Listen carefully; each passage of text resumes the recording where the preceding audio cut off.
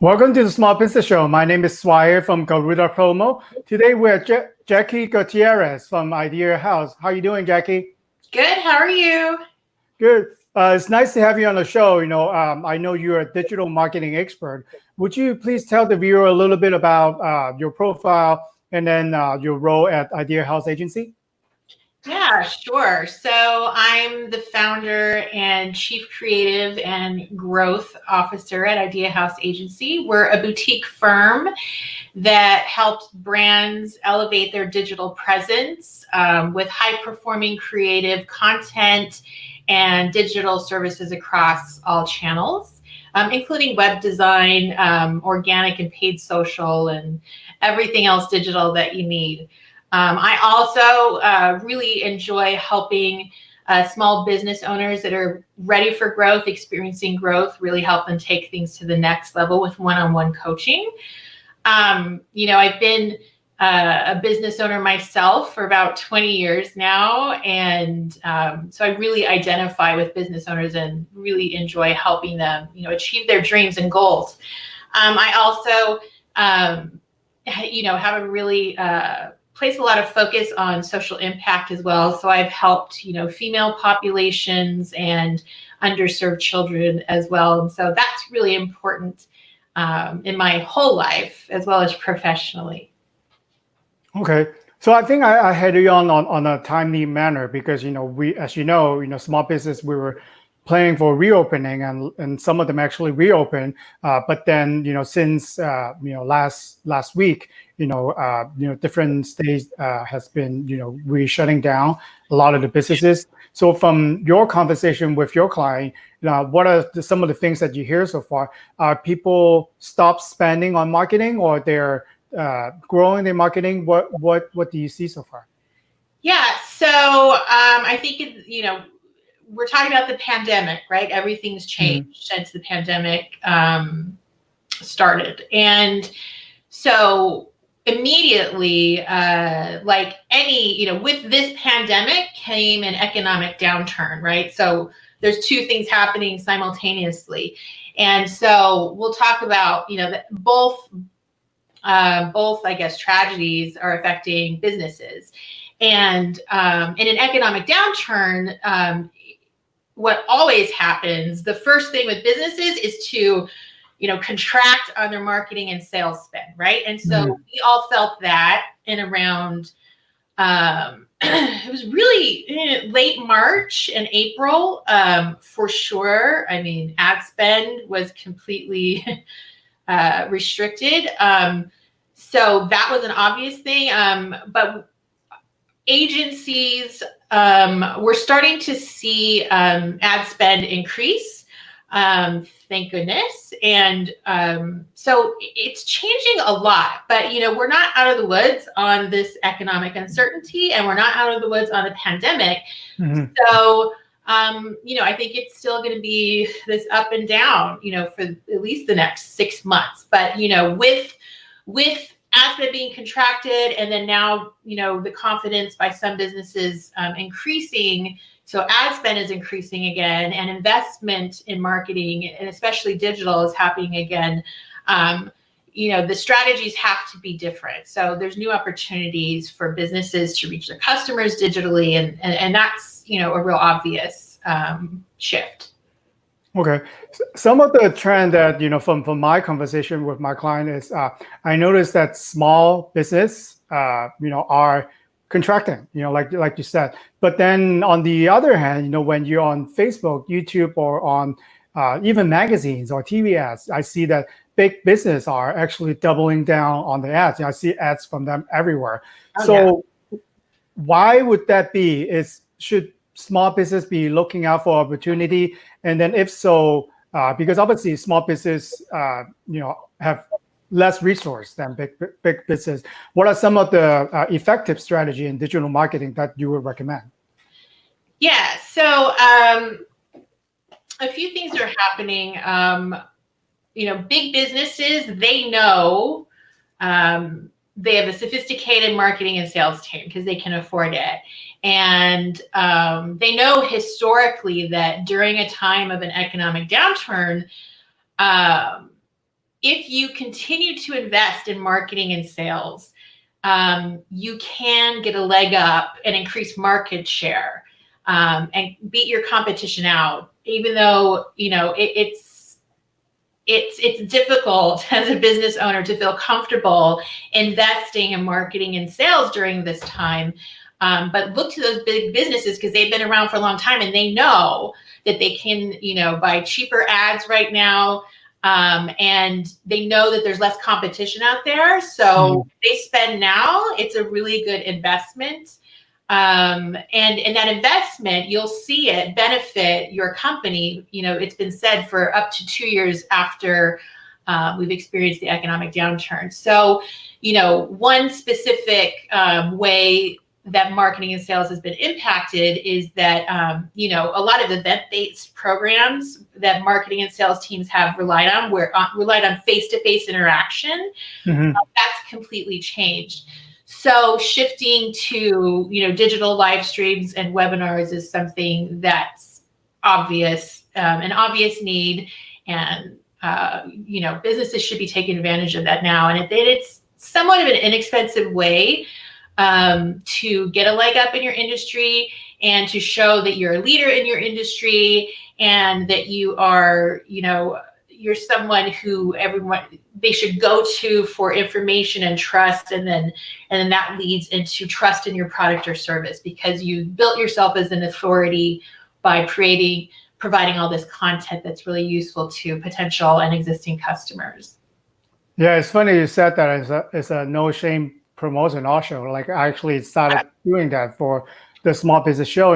The original idea that I had is, I go to a lot of networking. So I met a lot of people from, like yourself, marketing people, to accounting people, to even contractors. So some of them are successful in their own way. So the original idea is to create a show, invite them to talk about, and ask them, like how I asked you, about their market. So hopefully, with their colleague can see their information, and then they also get the word out there to become the expert. And I hope that myself, with the little screen that I have, can also become the expert. And I do see that by putting content, especially video right now, on social media platform, like we do it, we're streaming live on Facebook and YouTube right now. I am growing the audience, and obviously if you're smart, you put out the education there, somehow you put a call to action, right? As marketing, we know, then hopefully, we could convert people to our client. And one thing I do like about live streaming, let me know if you feel the same way, is you have control of the content. If this is the show, you can actually craft it anywhere that you want. Like even if you pay someone or if you go on TV, then you will dictate on the question that they have, the format that they have, or the pace that they have. But if you have your own show, you are the talking heads. It will be as good as you put it this way. So I do agree with you 100%. Live streaming is very important, and people see you. People kind of feel like the next best way is to be interacting with you without meeting in person. Hopefully, I don't know, like hopefully soon. But right now, this will be the best platform, I think. Yeah, and to your point, you seeing your customers, and salespeople know that, right? If you have great salespeople, you know how effective that one-on-one face interaction is. It really builds trust, and you're able to, really on the dime, cater to the needs and tailor to the needs of that potential customer, right? So these salespeople that are so strong, they need this channel to continue to excel for your business, right? Or if you're a business owner that excels at face-to-face interaction, this is the way you need to do it. And so I agree with you. And there's another advantage, whether you're in a pandemic or not, to these digital ways to reach customers, is that you can't, that's hard to get in real face-to-face interaction, is that you can collect data, right, on these digital platforms. And that's what's great about digital marketing and this specific digital virtual communication channel we're talking about, is that there's data you can collect afterwards that's really useful. That'll tell you, was this specific live stream or webinar more successful than this other one, and why was it? And you can, interact with your audience and take polls in the middle of it, to learn more about all sorts of things, right?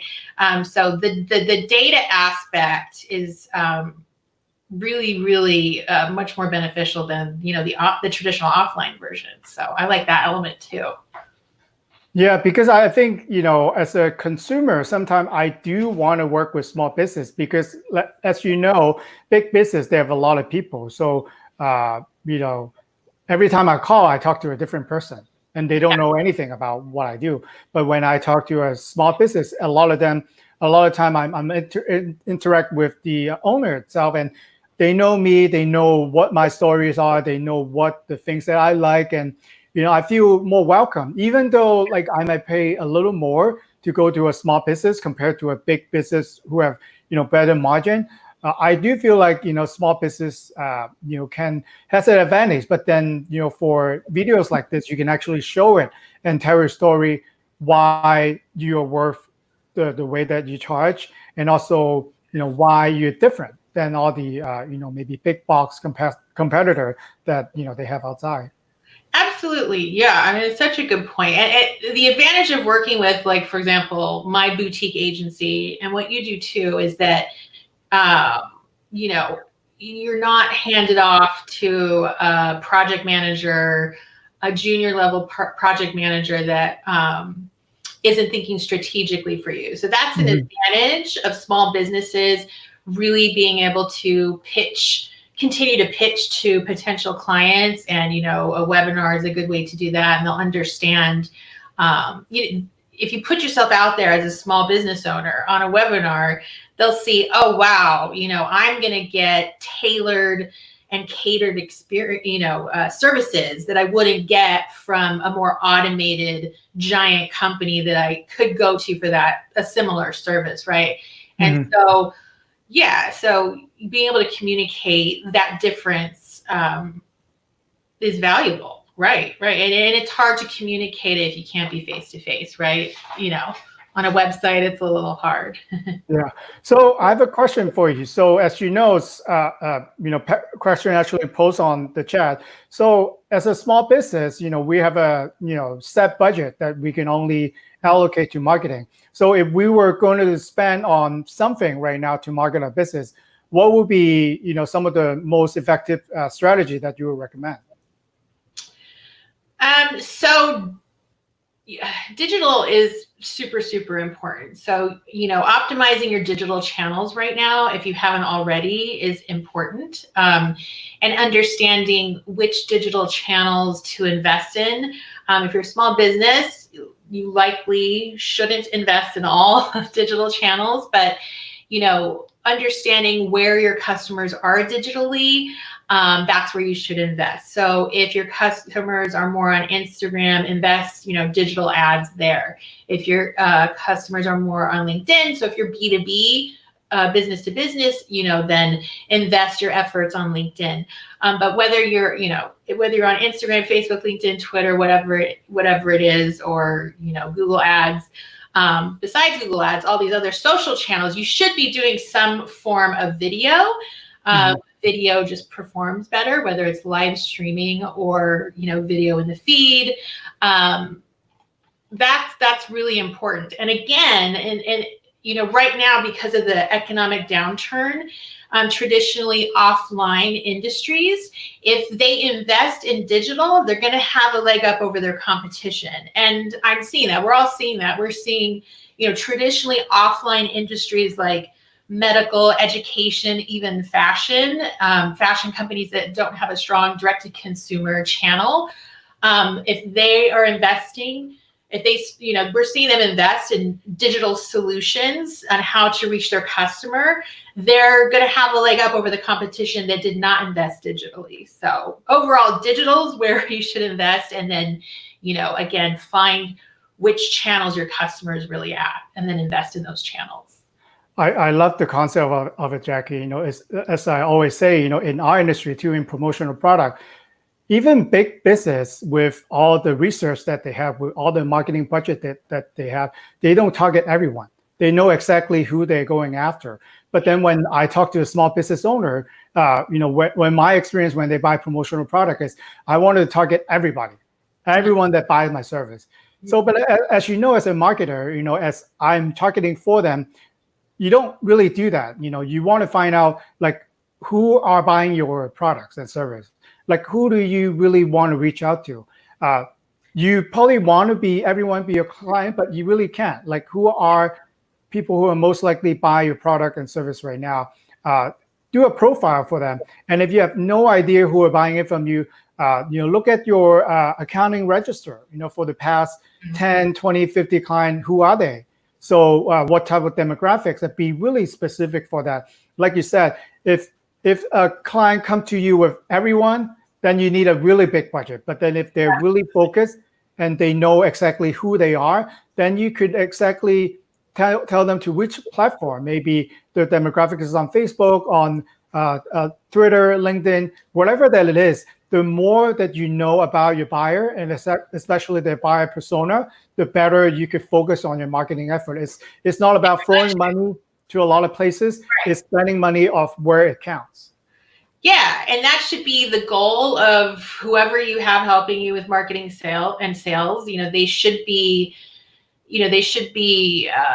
performance driven, and they should care about your budget as much as you do. And as a small business owner, and if you as a small business owner and whoever you have, partnering with you on your marketing, you guys should care. You equally care where that budget's going. And so the nice thing about digital is it's a lot easier to identify who your customer is and where that budget should go, right? And because with digital, there's just so many tools on the back end that can give you a lot of information about who's converting, who's actually purchasing, where do they live, they're just all the demographics, what their gender is, their age. And you really, with digital, you can really, really hone in on quickly who you should be spending the money on, right? And targeting, and then tailor all of your efforts towards that demographic. And I mean, digital really just allows you to do that easier.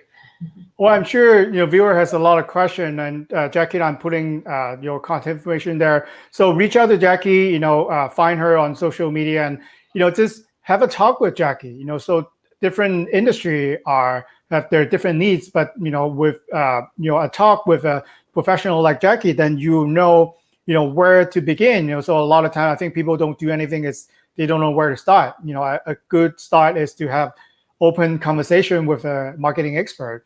So thank you so much, Jackie, for coming on the show. Love to have you back anytime to share more information. Yeah, thank you so much, Squire. This is super fun, and I wish every business owner, luck through this hard time. Right? We can do it, though. All right, take care. Bye. Bye.